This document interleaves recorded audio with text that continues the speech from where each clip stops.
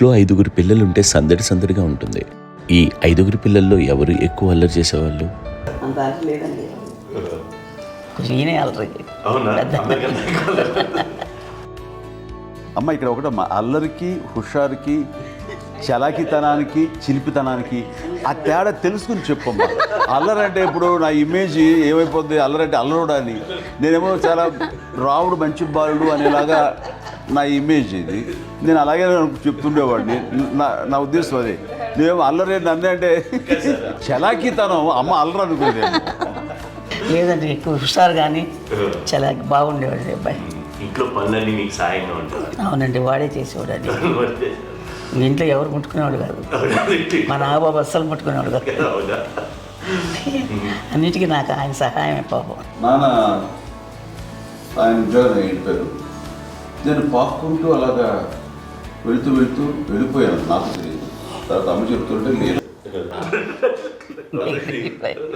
మరి నాగబాబు పాపం ఏముంది, తిన్నట్టు ఇష్టం, మరి అన్ని రకాలుగా నాన్న కోసం చేసి పెడుతుంటే మరి తను అన్ని ఇష్టపడక ఆ తర్వాత లేకపోతే కోపడక అంతే కదా. ఇప్పుడు మనకు ఏదైనా రోగాలు వస్తే వేసేస్తాను, దాన్ని బాధలు వస్తే మనమే. మరి తగ్గించేవాళ్ళు, కన్సర్న్ చూపించే డాక్టర్స్ ఒట్టుకోలు కింద కింద ఉండొచ్చు, కానీ పోరాడాల్సింది మనమే. నాకు సార్ కొంచెం ఏదో ఒక డిప్రెస్డ్ ఇదేదో వస్తే ఫేస్ ఒకటి, నేనేదో ఇంకా మా అందరి నుంచి నేను సపరేట్ అయిపోయినట్టు ఒక సిచ్యువేషన్ వచ్చినప్పుడు అమ్మ నన్ను పట్టుకుని I'm there for you. Yes, ఎవరు నువ్వు అన్నా, ఎస్ అన్న ఫ్రెండ్స్ కానీ ఎవరైనా సరే ఎప్పుడు కూడా అలోన్గా మటుకు అనుకోకు, నేను అన్నాను. ఆవిడ నన్ను పట్టుకొని ఇచ్చిన అఫెక్షన్ లేదా ఫీలింగ్ అసలు బలం అన్నమాట. ఇంకా ఏమన్నా చేయగలను నేను, పర్లేదు లైఫ్లో ఏదైనా సాధించగలను అని ఒక భరోసా తల్లి దగ్గర నుంచి రావడం అనేది నాకు ఎవరు అవసరం లేదనిపించింది. అంత స్ట్రాంగ్గా ఆవిడ వెరీ స్ట్రాంగ్, వెరీ ప్రాక్టికల్. అంత స్ట్రాంగ్ చేసింది నాన్న చెప్పండి. మా పిల్లల విషయంలో మేము కూడా వెళ్ళి అంత స్ట్రాంగ్ కాదేమో, సెన్సిటివ్గా ఉంటాం, కానీ అమ్మ మాటలు చాలా స్ట్రాంగ్గా ఉండి మమ్మల్ని కఠినంగా ఇలాగే ఉండాల్సింది, ఇలా ఉండండి, అప్పుడే మీరు నేర్చుకుంటారు. ఇక్కడ అమ్మ పాజిటివ్నెస్ గురించి ఇంకో మాట చెప్పాలి. అంటే తన బిడ్డలకే కాదు, ఈ రోజున మా రెండో పాప శ్రీజ కూడా తనకి లైఫ్ చిన్న డిస్టర్బెన్స్ వచ్చింది. ఆ టైంలో కూడా తను ఏముందంటే అప్పుడు నాన్నమ్మ దగ్గరికి వెళ్ళాను, తను ఇచ్చిన భరోసా, తను ఇచ్చిన మాట వెళ్ళలేని ధైర్యం వచ్చింది నాతో. నాన్నమ్మ దగ్గర ఎప్పుడు కూర్చోస్తాడు అక్కడే పాజిటివ్ ఫీలింగ్ వస్తుందని నాతో షేర్ చేసుకుంటాను. తను మాతో చెప్తుంటే అనిపిస్తుంది, కరెక్ట్ అమ్మ ఏం పర్లేదమ్మా, లైఫ్ అంటే ఒకరితోనే అయిపోదు, ఆ ఒక్కరి వల్ల వాళ్ళ ఇన్ఫ్లుయెన్స్ తోటో వాళ్ళు మన మీద నియంత్రించడం కానీ మన బాధల్ని వాళ్ళు చేయడం అవుతాం. జస్ట్ నువ్వు నీ గురించి నీ మనసులో ఏదనిపిస్తే, నీ గుడ్ ఫీలింగ్ ఏదిస్తుందో ఆ ఫీలింగ్ ప్రకారం వెళ్ళిపోదు. అంటే ఆ జనరేషన్ పీపుల్ ఎక్స్పెక్ట్ చేయం అలా కాదు. ధైర్యం ఉండి అందరికీ ధైర్యం బాగా ముందుకొస్తారు. ఫాదర్ కూడా, మా నాన్నగారు కూడా అస్సలు ఎప్పుడు అనేవాళ్ళు, ఎప్పుడు మీరు పెట్టే చెయ్యి మీరు ఎప్పుడు పైన తప్ప తీసుకుని ఎలా ఉండకండి, చేతులు పెట్టకండి అనే అట్లాంటివి చెప్తుండేవాళ్ళు. అందుకని మాకు ఇండివిజువాలిటీ మాకు బాగా, ఎప్పుడు కూడా ఒకళ్ళని అడగడం అని, ఈవెన్ బ్రదర్స్ని అడగాలన్నా కూడా మాకు అది పడిపోయింది మైండ్లో, కొంచెం కష్టంగా ఉంటుంది. సో నాకు అంటే ఆవిడ మా అమ్మ ఏదన్నా కొంచెం డిప్రెస్ అయినా నేను చాలా ఎక్కువ అమ్మకి షేర్ చేసుకుంటే, అన్నయ్య కూడా లేడు. అన్నయ్య ఉన్నప్పుడు ఓకే, లేనప్పుడు నేనే ఎక్కువ షేర్ చేసుకున్నాను. బట్ ద బెస్ట్ థింగ్ మా అమ్మ దగ్గర నుంచి హగ్ అండి. ఈరోజు కూడా మా అమ్మని హగ్ చేసుకోకపోతే అంటే అది నాకు మా అందరిలోనూ, అంటే ఆవిడ పెద్ద చదువుకున్న వ్యక్తి కాదు, పెద్దగా బయటికి వెళ్ళి నా ఎక్స్పోజర్ కాదు, కానీ ఇవాళ అన్నయ్య కానీ, విజయ, మాధవి, నేను, కళ్యాణ్ బాబు ఈ రోజుకి టుగెదర్గానే ఉంటాం. మేబీ మాకు కొన్ని విషయాల్లో నాకు మా మాధవ్కి డిఫరెన్స్ ఆఫ్ ఒపీనియన్స్ ఉండొచ్చు, మా చెల్లికి, మా అన్నయ్యకి అట్లా ఉండొచ్చు, ఉంటుందండి ఫ్యామిలీ అన్న తర్వాత. కానీ ద ఇన్విజిబుల్ బాండేజ్ మా అమ్మ ఇచ్చింది, ఆ లవ్ అండ్ ఎఫెక్షన్, హగ్, అవన్నీ ఆవిడ నాన్ వెర్బల్ అడ్వైజ్ ఏంటంటే అందరూ అలా కలిసి ఉండాలనేది ఆవిడ నుంచి మేము నేర్చుకోవాలి. అది ఇట్స్ ఇస్ నాట్ వర్డ్లీ, అది నోటి మాట కాదు, అది వెర్బల్గా కాదు, నాన్ వెర్బల్గా చెప్పినటువంటి ఇది. సో అందుకని అది మాకు గొప్ప, మేమందరం ఇప్పుడు అలా ఉండడానికి కారణం, అంత కలిసి ఉండడానికి కారణం, మెయిన్ కారణం మా అమ్మ అండి. అది సో అందరం ఉండాలనేది మా అమ్మ అడ్వైస్. ఇప్పుడు కూడా నేను ఎప్పుడైనా ఏదైనా ఫీల్ అయినా, అన్నయ్య ఫీల్ అయినా, లేదు నాన్న అట్లా వదుకు, ఇట్లా ఉండండి, ఇట్లా ఉండి, ఇప్పటికీ చెప్తుంది. మేము ఎవరైనా ఎప్పుడైనా మా చెల్లితో గొడవపడ్డా అనుకోండి, నేను అట్లా అనకరా అని, ఎట్లాగా అంటే ఏమో లేదులేమ్మా ఏదో అన్నాను కానీ ఫీల్ అవ్వకమ్మా, మేమందరం కలిసి ఆవిడని అసలు టెన్షన్ పెట్టమండి మేము.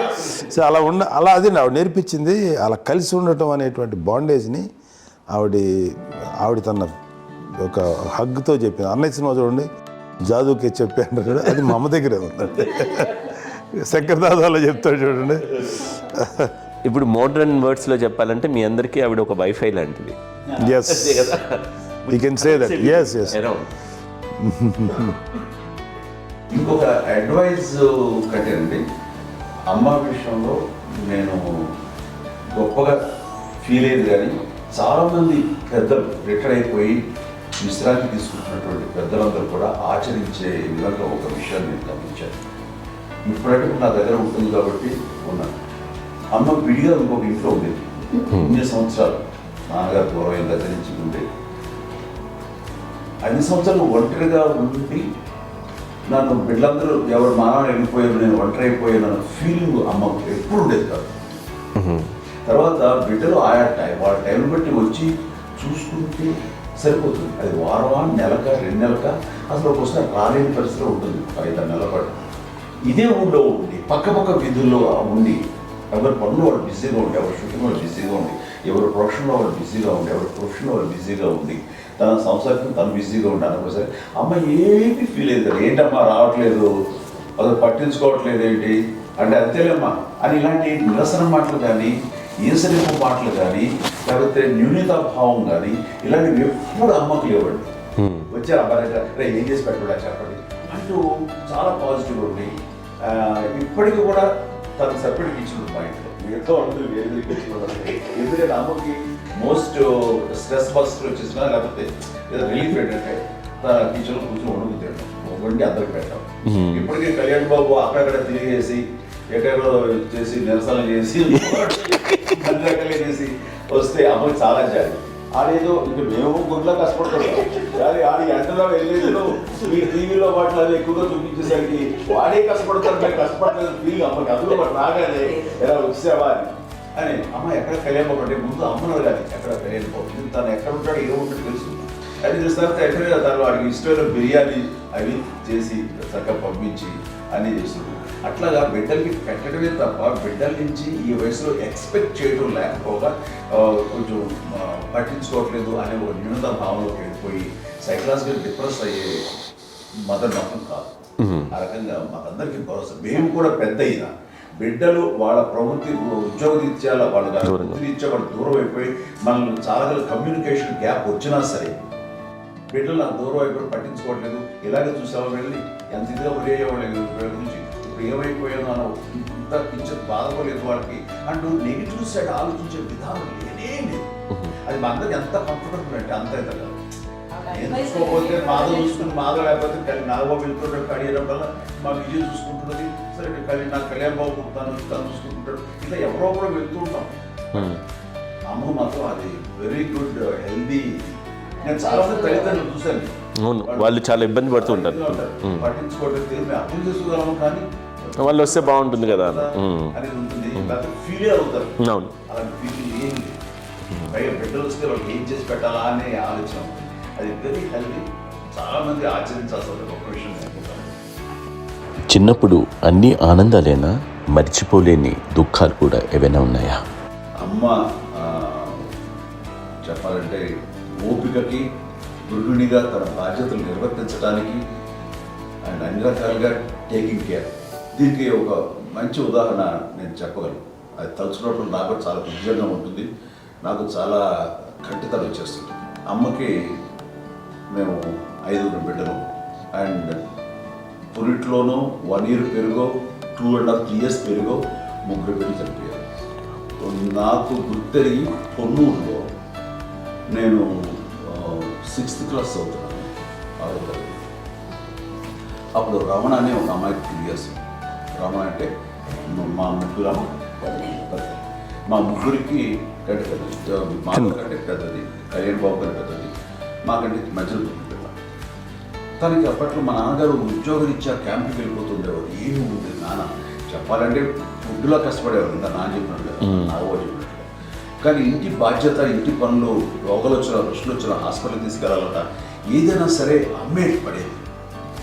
ఆ శ్రమ తీసుకున్న టైంలో అమ్మకి అసిస్టెంట్కి నేను సహాయపడుతుండేవాడు. అమ్మ చూడు, నాకు ఫ్రెండ్స్ ఆడుకోవడం అలా నిజంగా ఎప్పుడు నాకు గుర్తేది, నాకు తెలియదు, నాకు తెలియదు ఫ్రెండ్స్తో తిరగడం అని సేపు అమ్మ పట్ల ఉండేవాడు. అలాంటి నేను ఆ పిల్లకి బ్రెయిన్ ఫ్యూర్ వచ్చింది. ప్రభుత్వ ఆసుపత్రి పొన్నూరులో ఆ పిల్లని చేర్పించినప్పుడు 2-3 డేస్ అయిన తర్వాత ఒక బ్యాడ్ న్యూస్ వినాల్సి వచ్చింది. తెల్లారికి కాన్షియస్ ఎందుకు పోయింది, ఏం చేయాలో తెలియదు. అమ్మ వయసు చిన్నదే.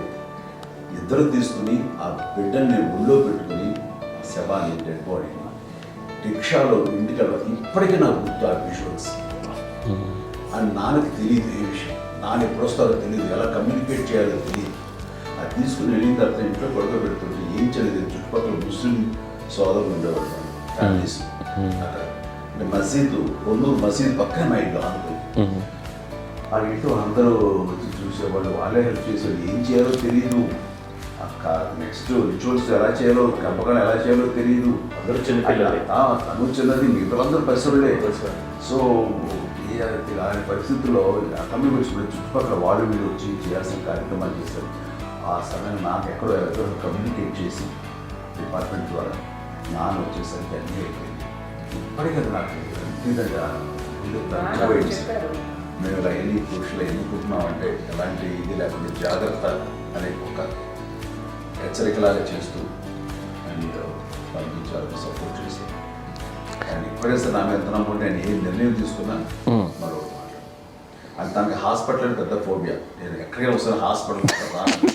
ఈ మధ్యకాలంలో సరే అమ్మ మోకాల ఆపరేషన్ జరిగింది. అమ్మను కొంత బాధపడుతున్నావు, అసలు ఈ రోజున వచ్చిన మెడికల్ అడ్వాన్స్మెంట్ నీకు అసలు ఏ బాధ తెలియకుండా మోకాల ఆపరేషన్ రీప్లేస్ చేస్తారు అని వీళ్ళందరూ చెప్పడానికి భయపడతాను. ఎందుకంటే ఫస్ట్ ఎలా సపరేట్ అవుతాను ఎలా చెప్పాలి తెలియదు. ఒక్క ఇదంతా కలిపి నీ మాట వింటుంది, అది మాట మీద నువ్వు చెప్తే వింటుంది. సరే వెళ్ళి చెప్పాను అంతే. ఏదో నాగబాబు ముందు ఎలా ఉన్నారా సరే ఇష్టం రా లేదులే మా ఊరికి పర్లేదు అన్న. మళ్ళీ ఇంటికి వచ్చాక మళ్ళీ ఇంకొక తెప్పించి మిషన్ తెప్పించి మళ్ళీ టెస్ట్ చేయించి అందరూ బాగుంది, ఏమీ లేదు అన్న తర్వాత అప్పుడు పుస్తకంతో పట్టడం ఏదో ఉంది మమ్మల్ని టెస్ట్ చేయించాలని చెప్పి శ్రద్ధ ఎక్కువ. మీ పిల్లలకి సంగీతం, డాన్స్ నేర్పించారని విన్నాం, అది నిజమేనా? తనకేమో డాన్స్ నేర్పించడం కాదు, అది నేర్చుకోలేదు, నాకు వచ్చేసి ఇప్పుడు డాన్స్ స్టార్ ఎదిగారంటే అది మా పెద్ద చెల్లి విజయ కారణం. అప్పుడు తనకి 5 ఏళ్ళు, నాకు 9 ఏళ్ళు ఉంటాయి, 10-11 ఏళ్ళు ఉంటాయి నాకు. బాపట్లనా? సో బాపట్ల చాలా చిన్నది, 5 ఏళ్ళు. నాకు ఒక 11-12 ఏళ్ళు.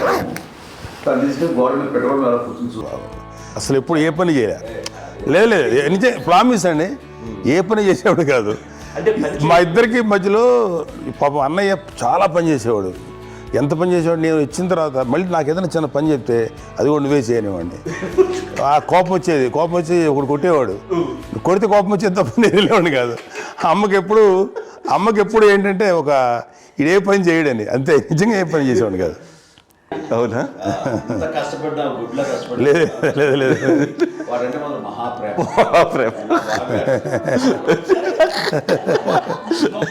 నేను చూస్తున్నాను దగ్గర ముద్దు పెట్టినావు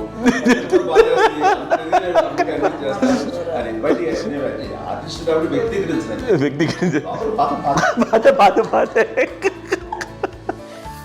చిన్నది కాబట్టి చివరిది కాబట్టి తనంటే బుద్ధండి, నేను పెద్దోడు కాబట్టి నేను అతనికి ఎక్కువ కష్టపడింది. కానీ మా నాన్నగారి చేతిలో ఎక్కువ అంటే నాన్న బాగా కోపం ఎక్కువ అనుమానించింది. కానీ అన్నయ్య పాపం బాగా దొరికేసేవాడు పాపం.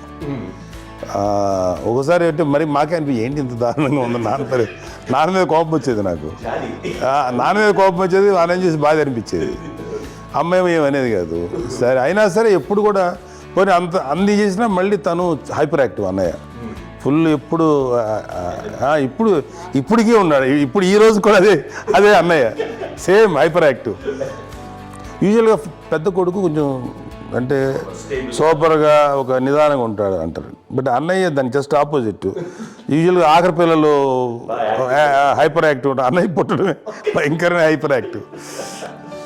ఒకప్పుడు అమ్మాయిల్ని ఎక్కువగా బయటికి పంపించేవాళ్ళు కాదు, అబ్బాయిల మీద కూడా అనేక ఆంక్షలు ఉంటూ ఉండేవి. మీ పిల్లల్ని అలా ఆంక్షల మధ్య పెంచారా, లేకపోతే పూర్తి స్వేచ్ఛనిచ్చారా? అంటే మాకు మా నాన్నగారు కానీ మా అమ్మగారు కానీ అండి మాకన్నా చాలా బ్రాడ్ మైండ్ ఉన్న వ్యక్తులండి. ఎందుకంటే పిల్లలు ఎక్కడన్నా బయటకు వెళ్తే ఇప్పుడు మేమైతే భయపడిపోతాం. ఇప్పుడు భయం ఉందన్న. మా విజయ్ కానీ మా చిన్న చెల్లి అన్నయ్య నేను అందరం కూడా ఇవాళ ఉన్న పరిస్థితిలో వాళ్ళు ఎప్పుడు భయపడేవాళ్ళు కాదండి. ఎక్కడికి వెళ్తాను నీళ్ళని ఇచ్చేవాళ్ళు, లేట్ అయినా అసలు ఏమనేవాళ్ళు కాదు. లేకపోతే ఏదైనా మోటార్ బైక్లు వేసుకున్నాం, లేకపోతే కారులో ఎట్లా పడితే ఎట్లయినా సరే ఏమనేవాళ్ళు కాదు. వాళ్ళు తెలియకుండానే మాకు ఒక ఫ్రీడమ్ ఇచ్చారండి. సో దట్ అదే ఆ ఫ్రీడంలో భాగమే అన్నయ్య కానీ ఇండస్ట్రీకి వెళ్ళాలంటే కూడా ఒక వ్యక్తి ఒక కొడుకు ఒక గొప్ప కెరీర్ని పర్సూ చేసుకుంటూ వెళ్తున్నప్పుడు నాన్నగాని అమ్మగాని ఓపెన్ మైండ్ తోటి అసలు నువ్వు వెళ్ళి నాన్న ఎంతకాలం వెళ్తావచ్చు, నువ్వు ప్రయత్నించని చెప్పి అలా వదిలేశారండి. అన్నయ్య కూడా ఏంటంటే మోస్ట్ రెస్పాన్సిబుల్గా వెళ్ళి చాలా మేజర్ అమౌంట్ అన్నయ్యకి కూడా పెద్ద అమ్మకు వందలు ఇచ్చేది కాదు. కరెక్ట్గా ఆ ఇన్స్టిట్యూట్లో చదువుకునేటప్పుడు ఎంత ఇవ్వాలో కరెక్ట్గా ఇచ్చేది. తనకి ఎక్స్ట్రా ఖర్చు పెట్టుకుంటే అంటే అట్లా ఉండేది పరిస్థితి. అంతే కదా, అంత జాగ్రత్తగా అన్నయ్య కూడా అంత రెస్పాన్సిబిలిటీగా రెసిప్రోకేట్ అయ్యి చేసి అందువల్ల మా అమ్మ నమ్మకం చూడాలి, మా అమ్మగారి మా నాన్నగారి నమ్మకాన్ని అంటే ఎప్పుడు అది పాటు ఇంత నమ్మకానికి 10 times ఇచ్చాడు.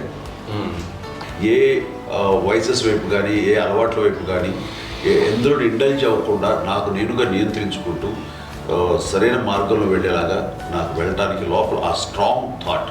అడగగానే వాళ్ళు రెసిస్ట్ చేస్తే ఇచ్చారని ఆపేశారు అని ఏదో చిన్న రిలక్టెంట్ ఫీలింగ్ ఉంటుంది, వాళ్ళ మీద చిన్న కోపం నిరసన ఉండేది. వాళ్ళు అలా లేకపోవడానికి వాళ్ళు వెంటనే అడిగిన వెంటనే జాగ్రత్త అనే నిర్ణయం ఉండేది, కానీ జాగ్రత్త అని హెచ్చరిక చేయడంతో నాకు మరింత బాధ్యత తిరిగి గుర్తు తిరిగి నేను నడుచుకుంటూ వెళ్ళాను. కాబట్టి అది నాకు ప్లస్ అయింది వాళ్ళ దగ్గర. అంటే మదర్ అంటే తల్లి అనే కాదు, మదర్ ఫిగర్ ఎవరిచ్చినా సరే అది నానైనా తల్లితో సమానం అనుకుంటాను నేను.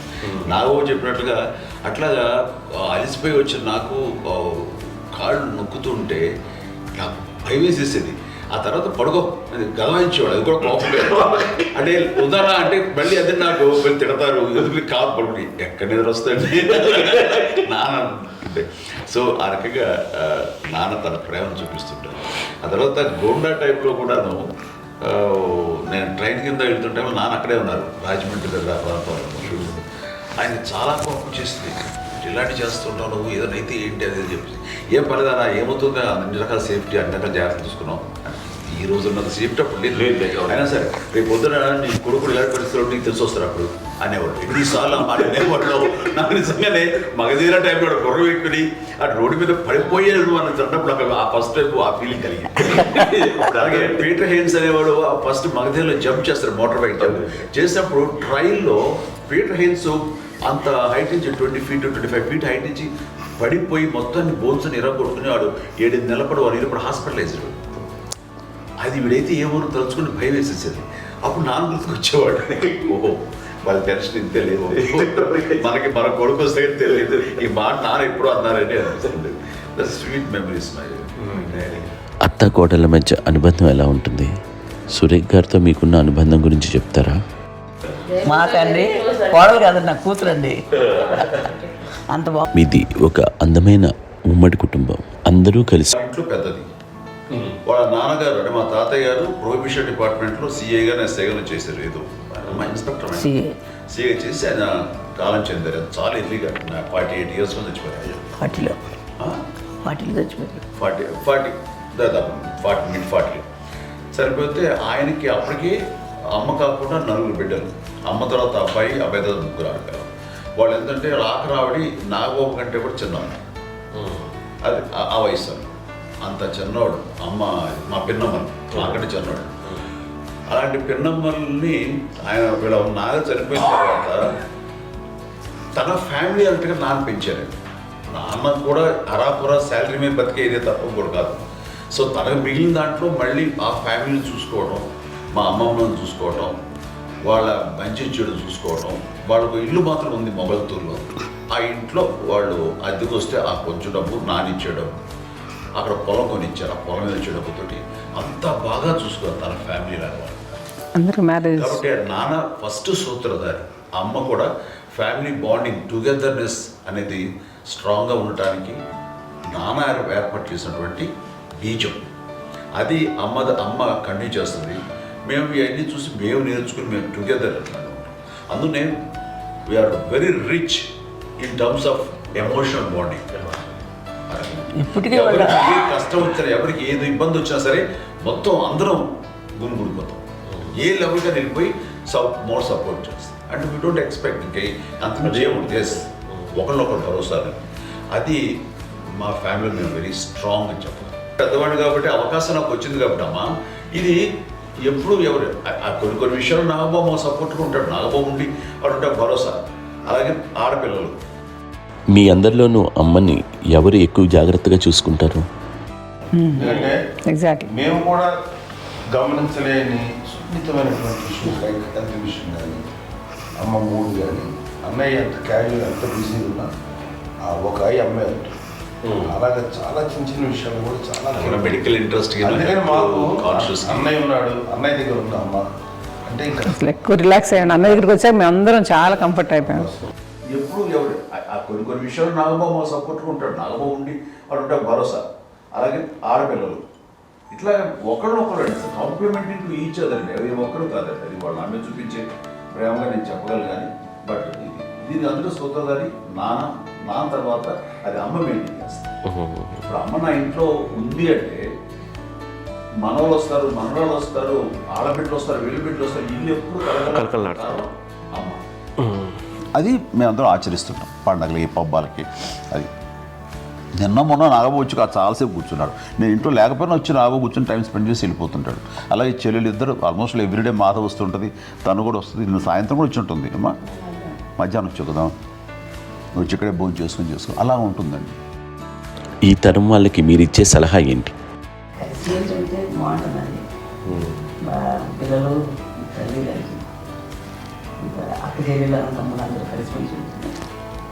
అన్యోన్యం అంతా సంసారం నిలబడుతుంది. లేకపోతే ఏముందండి ఇక్కడ వెళ్ళిపోతారు, విడిపోతే ఎక్కడే పడవాలి అని తేడా పడుతుంది. ప్రేమలు ఇప్పుడు లేవండి, తగ్గిపోయి మెకానికల్ చాలా మటుకు ఏదో ఇంకా వాళ్ళ పనులు చేసుకోవడం ఏదో జరిగిపోతూ ఉంది అనుకోండి. అంత ప్రేమలు ఎక్కడ లేవండి ఇప్పుడు ఈ రోజు. అంటే ఒకప్పుడు ఒకళ్ళకి ఇంకొకళ్ళు భరోసాగా ఉండేవాళ్ళు. అంటే అందరూ కలిసి సపోర్ట్గా ఇది చేయడం. ఎందుకంటే వీళ్ళ పెద్దనాన్నగారి పిల్లలు కూడా ఆయన చూసేవారు. మా నాన్నగారు అన్నయ్య నాన్నగారు వాళ్ళ బిడ్డలు కూడా వాళ్ళ ఇక్కడే బిడ్డలు కూడా ఉన్నారు. నేనే పెళ్లి చేశాను. వాళ్ళు కూడా అమ్మే, వాళ్ళ ఆడపిల్లలు కూడా అమ్మే. పెళ్లి చేశాను ఇద్దరు పిల్లలు. చూడండి, నాన్న ఎట్లయితే తన చెల్లెలు చూసుకున్నారో అట్లే నాన్న తరపు అమ్మగారి పిల్లలు వాళ్ళు చనిపోయారు చెల్లి గారు. వాళ్ళ బిడ్డలకి పెళ్లిళ్ళు, పేరెంటాలు అన్నీ చేసింది అమ్మాయి. అమ్మ అలా చేసింది కాబట్టి అది మాకు మార్గదర్శకం ఉంది. ఇప్పటికీ వాళ్ళు కొంచెం ఒక మాదిరి పరిస్థితి ఉంటే వాళ్ళకి ఇల్లు కూడా పెట్టడం కానీ వాళ్ళకి తగిన సహాయం అంటే కనుక ఎవ్రీ మంత్ మా పెదనాన్న గారి అమ్మాయి వాళ్ళు అప్పుడు 70 వాళ్ళకి ఎవ్రీ మంత్ మా ఇంటి నుంచి మొత్తం వెళ్ళిపోతాం 10,000-15,000 మా అబ్బాయి మంచితనం ఉంది. ఎన్నో సంవత్సరాలు వెళ్ళిపోతాను. బ్యాంక్ వచ్చేది ఫస్ట్ అదంతా కూడా మా పెద్దలు వచ్చింది. వాడు కూడా వచ్చి అమ్మని అంతా ప్రేమలో చూస్తారు, ఇష్టంగా చూస్తారు. అమ్మ ఇందాక చెప్పినట్లు ఇచ్చే మెసేజ్ ఏంటి అన్నది అమ్మ మాటల్లో చెప్పాలంటే బంధాలు, బాంధవ్యాలు అన్నది ఎనలేని ఆస్తిపాస్తులు.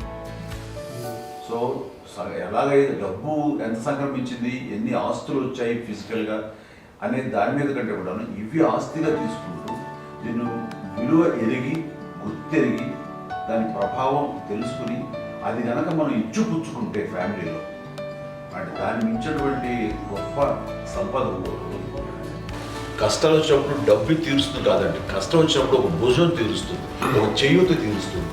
అది మన బ్లడ్ రిలేషన్ మనలో మనకి అది ఉండటం అనేది అదృష్టంగా ఫీల్ అవుతాం.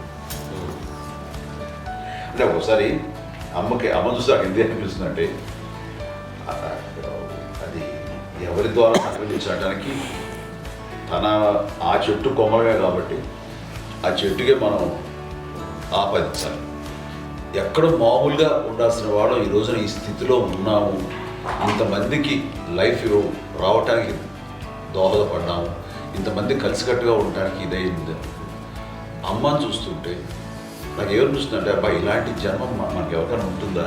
ఇంతమంది మనుషుల చేత కొలవబడేవాళ్ళు, ఆరాధింపబడేవాళ్ళు, అభిమానించబడేవాళ్ళు, ఇంతమంది నా నా వంశమా, నా సంపద అని అమ్మ ఫీల్ అంత గొప్ప ఫీలింగ్ ఎవరికి ఉంటుంది? మా చెల్లెలు కూడా వస్తే నేను అనుకోవట్లేదు, సురేఖ్ కూడా ఉంటుందని నేను అనుకోవట్లేదు. అలాంటి గొప్పగా ఇది. అండ్ ఆ రకంగా షీఈ్ వెరీ చాలా గొప్ప జన్మ. అమ్మకి చిన్న మానసికంగా చిన్న ఏదో ఒక డిప్రెషన్ ఏదో వచ్చింది. ఏదో నాన్న గుర్తుకొచ్చో, నాన్న లేరనో, లేకపోతే వాళ్ళ అమ్మగారు కూడా అదే టైం చనిపోయారనో, తన దగ్గర ఉంటారు, ఏదో ఉన్నప్పుడు మేము అందరం సపోర్ట్గా ఉండి మా కొన్నా నా దగ్గర ఉందిగా అని చెప్పేసి అప్పట్లో అమ్మ వేరేగా ఉంది. ఉన్నప్పుడు ఒకటే మాట అన్నాను, అమ్మ నీలాంటి గర్భం అంటే అంజనమదే గర్భం అని బయట ఎన్నోసార్లు నా ఫ్రెండ్స్ కానివ్వండి, బయట కానివ్వండి, కొన్ని సందర్భాల్లో మీటింగ్లో కానివ్వండి, స్పీచెస్లో కానీ అన్నవాళ్ళు ఎంతోమంది అన్నారు. వాళ్ళ మాట అంటే రీజన్ తెలుసా నీకు? కోటాను కోటల్లో ఎంతమంది తల్లులకు నీకు వచ్చిన అదృష్టం, నీకు లభించినటువంటి గౌరవం లభిస్తున్నాము. బిడ్డలు ఎంతోమంది చేత కొనియాడబడుతున్నారు, ఎంతోమందికి సహాయపడుతూ ఆ రకంగా వాళ్ళందరి యొక్క ఆశీస్సులు పొందుతున్నారు. కానీ ఎంతోమందికి నిరంతరం హెల్ప్ చేస్తూ వాళ్ళ ఇది చూసుకుంటున్నారు. అవి ఆ భగవంతుడు మీరు చేస్తున్న పూజలో ఉన్న ఆ భగవంతుడు మన నెక్స్ట్ తరాలకు కూడా మనకి ఇలాంటిది వారసత్వంగా ఇస్తూ అదే రకంగా కొనసాగించేలాగా మాకు అదృష్టాన్ని ఇచ్చారు. ఇంతమంది ఎవరు నీ నుంచి వచ్చిన వాళ్ళే, నీకు నీ ఎంత గొప్ప గర్భం, ఎంత గొప్ప జన్మ నీది. అలాంటిది నువ్వు ఇలా అవటమేంటి? ఎంతసేపు ఇది హై లెవెల్లో ఉండాలి నీ ఫీలింగ్స్గా నువ్వు కానీ. అంతే నువ్వు ఇలాగా కుంగిపోవడం ఏంటమ్మా చెప్పినప్పుడు ఇది నీది కాదు, నాది కాదు, నువ్వు నమ్ముకున్న భగవంతుడు నీకు ఇచ్చింది అనుకుంటావు కదా. నువ్వు ఆ భగవంతుడి కృతజ్ఞత తీర్చుకోలేక ప్రతిరోజు ఆయన ధ్యానించు, ఆయన పూజలో ఉండు, నీకు ఆయనే ధైర్యం ఇస్తాడు. అంతేగాని నువ్వు నెగిటివ్ సైడ్ ఆలోచించకమ్మా. మా అందరికీ పాజిటివ్నెస్ ప్రివైల్ చేసిన దానివి, ఇచ్చిన దానివి, అందించిన దానివి. అలాంటి నువ్వు నెగిటివ్ వైపు వెళ్ళిపోకూడదు అంటే అంతే. మళ్ళీ అటుపక్క ఎప్పుడు గెలలేదు. ఆంజనేయ స్వామి భక్తి ఆయనలో ప్రవేశపెట్టి చెప్పాలంటే ఆయనకి నేను నన్ను దేవుడు ఇంట్లో నేనే ఇంటర్వ్యూస్ చేశాను. నానంత ప్రగాఢంగా నమ్మి ఆయన దానివల్ల లబ్ధి పొందారు. ఆయన అందులో మమ్మల్ని మించిపోయిన స్టేజ్కి వెళ్ళిపోయారు. ఆయనతోటి ఆంజనేయ స్వామితో ఇంటరాక్ట్ అవుతూ అట్లా ఆయన నన్ను నమ్ముకుంటుంది. ఆయన నానంటారు అంతా నా గురువు, నా పెద్ద కొడుకే, పెద్దోడే.